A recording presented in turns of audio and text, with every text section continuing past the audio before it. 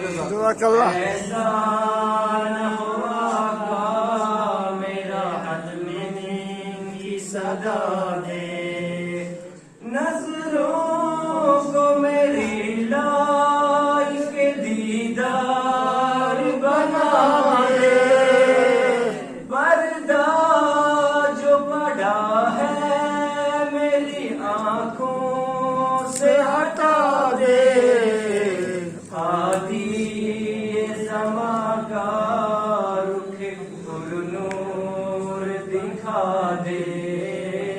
اللہ مجھے لشکر مہدی سے ملا دے، ہر ایک نشاں کفر و ضلالت کا مٹا دے، ہر راہ میں ایک دیپ صداقت کا جلا دوں، اس خیر عمل کی مجھے توفیق خدا دے، اللہ مجھے لشکر مہدی سے ملا دے، ایسا نہ ہو آقا میرا حلم کی صدا دے، شامل رہے لہجے میں صدا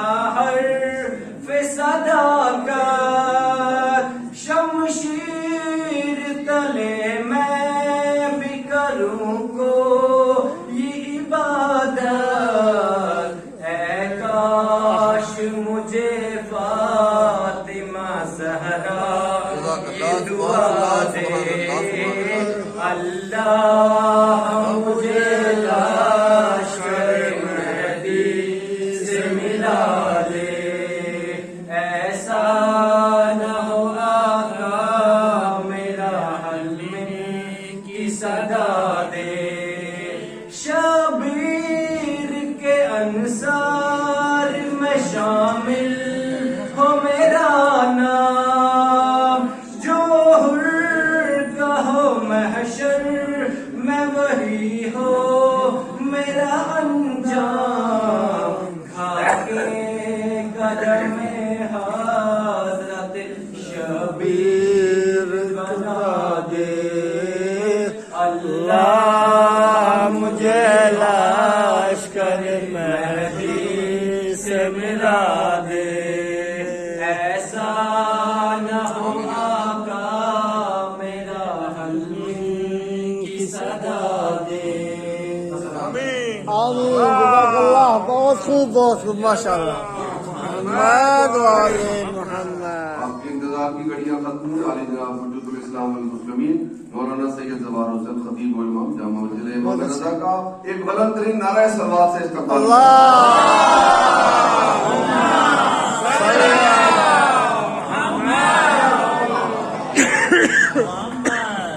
اعوذ باللہ من الشیطان الرجیم، بسم اللہ الرحمن الرحیم، وبہ نستعین وهو خیر ناصر ومعین، اما بعد فقد قال امام محمد باقر علیہ الصلوۃ والسلام قولوا للناس احسن ما تحبون ان يقال لكم.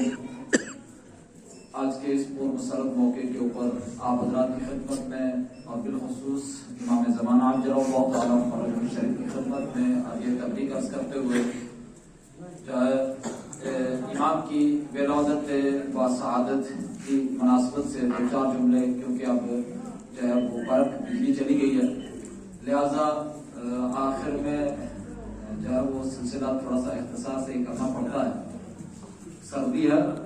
اور پھر میں یوں عرض کروں کہ یہ محفل جو ہے جیسا کہ فدا صاحب نے شروع میں عرض کیا تھا، یہ ہمارے پونچھ کے جناب محمد علی میر صاحب جو ہے وہ کیا کرتے تھے، اور ہمیں یاد ہے کہ جب یہ محفل ہوا کرتی تھی کربلا کمپلیکس میں تو خود یہ اس وقت مریض ہیں اور یہ خود آتے تھے اور کتاب یا لکھ کر لاتے تھے اور امام کی جو ہے وہ حیات طیبہ کے اوپر جو ہے پڑھا کرتے تھے، خود بولا کرتے تھے، ممبر پر تشریف لایا کرتے تھے. اور اب جو ہے پچھلے کچھ سالوں سے وہ مریض ہیں، ہم سب مل کر ان کی شفایابی کے لیے دعا کرتے ہیں، پروردگار اعلیٰ سے دعا کرتے ہیں کہ آج کی اس محفل کے صدقے میں پروردگار عالم جو ہے انہیں شفا کامرا آمین یا اللہ. تمام مومنین میں بھی جو بیمار ہیں تمام مومنین میں بالخصوص جو اس وقت مریض ہیں ان سب کو شفا کامرا عاجلہ آمین یا اللہ. اور ہر کوئی جو ہے وہ آپ بہتر جانتے ہیں کہ جب یہ امام کی ولادت کی دن ہوتا ہے جو خوشی کا دن ہوتا ہے، یہ ایسا دن ہوتا ہے کہ جس میں جو ہے روایات کو مد نظر رکھتے ہوئے جو ہے کہ امام سے توسل کرنے والے امام سے عیدی مانگتے ہیں، امام سے عیدی مانگتے ہیں اور خوش ہونا چاہیے، اس میں حصہ لینا چاہیے. جس طرح نماز پڑھنا جو ہے وہ ضروری ہے، واجب ہے، اس میں شب بیداری پوری رات جو ہے وہ نماز پڑھنے میں لگا دینا مسجد میں، اسی طریقے سے ان ایام کو منانا جسے کہا جاتا ہے مودت کے زمرے کو، اللہ سلکم علیہ اجرا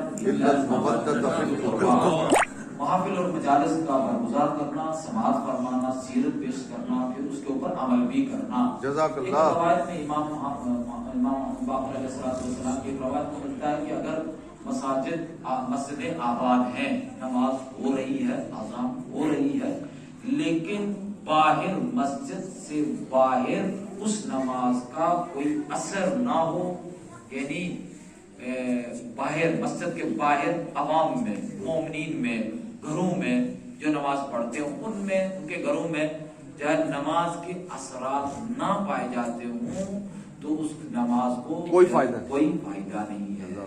کیسے؟ امام نے فرمایا کہ اس کی مثال یہ دی کہ جو ہے اثرات، یعنی مثال کے طور پر ابھی سردی ہے، سردی سے بچنے کے لیے آپ نے مہنگے سے مہنگے کپڑے پہن کر فیرن اور چادریں اور جیکٹ پہن رکھے ہیں، اگر یہ سردی سے نہ بچا پائیں تو اس کا کوئی فائدہ نہیں ہے. اسی طریقے سے نماز اگر پڑھی جا رہی ہے اور باہر معاشرے میں اس کے اثرات نہ ہوں تو وہ قبول نہیں ہے. تو امام فرماتے ہیں کہ وہ کیا ہے؟ عادت ہے. وہ نماز کیا ہے؟ عادت ہے. لہذا باہر حقوق پامال ہو رہے ہیں، پڑوسی کا حق مارا جا رہا ہے، مومن کا حق مارا جا رہا ہے، اور بھائی کا حق اس سے بھی بہت زیادہ برا حال ہے. لیکن میں اختصار کے ساتھ بہت کچھ عرض کرنے کا سلسلہ تھا، لیکن امام فرماتے ہیں کہ جسے تم سننا چاہتے ہو ویسا ہی بولو. کیا فرماتے ہیں؟ قولوا للناس احسن ما تحبون ان يقال لكم. جزاک اللہ. جیسا تم سننا چاہتے ہو اپنے لیے ویسا ہی تم کیا کرو؟ بولو.